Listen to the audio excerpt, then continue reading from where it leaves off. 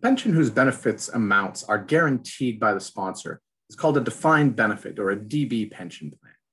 These types of plans became fairly common in Canada after their introduction in the 1950s, when General Motors and the United Auto Workers agreed on a pension benefit that would be based on a percentage of the average salary in the final years of an employee's working life. Now, in general, these types of benefits are unsecured liabilities of the sponsor, meaning that while provisions are often made against future costs, these obligations aren't necessarily fully collateralized. Now, this basically means that many pensions actually operate on what's called a pay-as-you-go funding system, whereby current contributions are used to fund current benefits. And they use borrowing on a fairly ad hoc basis to cover any types of shortfalls that might emerge. All state-sponsored pension plans began as pay-go cash management systems, simply because it allowed them to introduce immediate benefits for the elderly that would be financed immediately by contributions by the young. But of course, such systems are vulnerable to shifts in the number of contributors relative to the number of retirees, and the dependency ratio of number of retirees to number of workers has been on the rise in most developed countries over the last several years. Now, despite pensions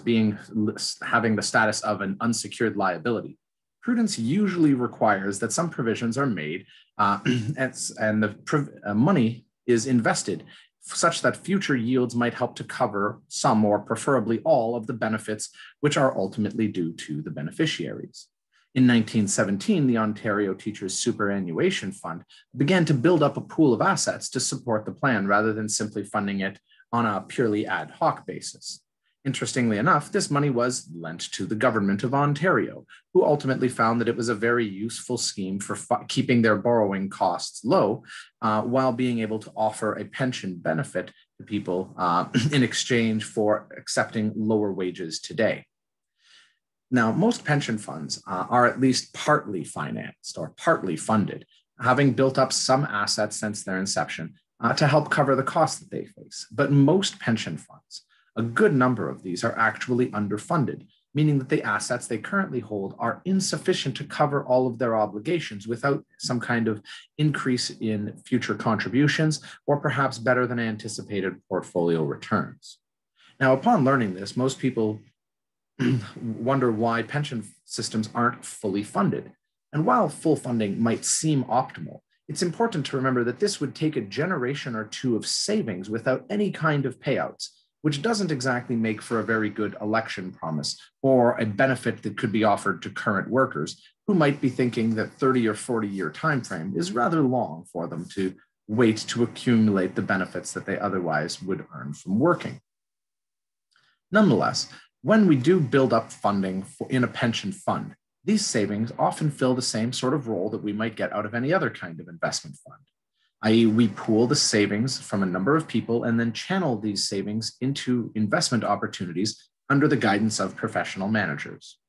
Pension funds typically hold a diverse basket of assets, including debt, equity, real estate, infrastructure projects, and sometimes even hedge funds. So at the end of the day, while you are saving for your pension, the money doesn't sit in an account and wait for you to come back for it. That money is almost immediately put to work into some kind of long-term investment project.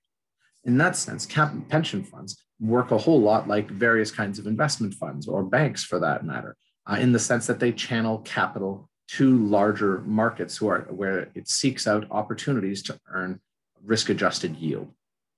Now, interestingly enough, just like in a trust, the beneficiaries of a pension fund don't actually own the fund's assets. They neither control portfolio allocation nor the companies that their portfolios are invested in. The voting rights that are normally accrue to owners of shares are retained by the plan's sponsors or by the external managers that they've hired.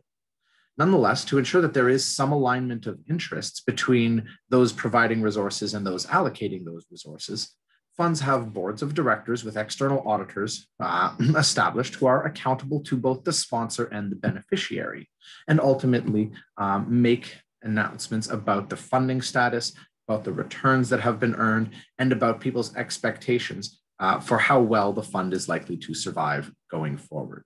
And in this way, we can try to reduce some of the conflicts of interest or principal agent problems that might ultimately arise when people's resources are being managed by someone other than themselves.